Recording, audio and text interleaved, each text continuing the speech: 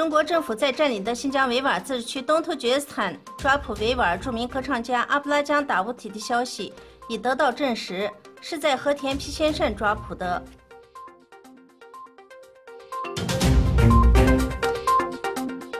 中国入侵者在占领的新疆维吾尔自治区东突厥斯坦的维吾尔人、哈萨克人及其他少数民族穆斯林正面临着斋月里的新一轮艰难时期。美国宗教自由委员会发表声明称，中国政府对维吾尔人、哈萨克人的欺压破坏日益增加，特别是在斋月开始时，穆斯林的思想和宗教信仰受到了潜无实烈、残酷的管制。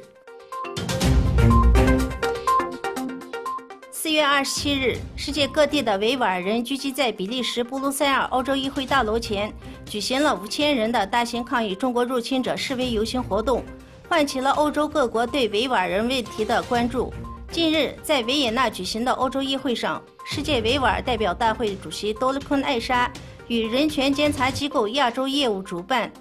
苏菲查理什进一步讨论了维吾尔人当前的困难局势。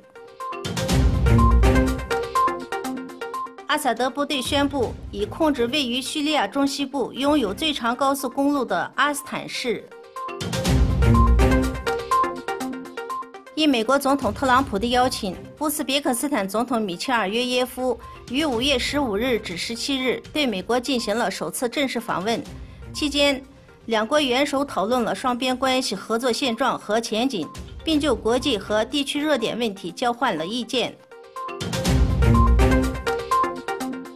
马德里竞技队在周3的欧洲联赛决赛中以3比0击败了马赛，获得了2017至2018赛季欧洲联赛冠军。这对于他们的对手来说是一场痛苦的比赛。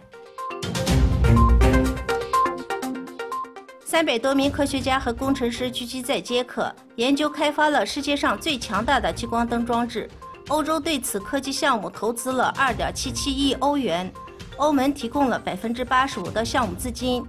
预计这项发明将彻底改变人类的生活。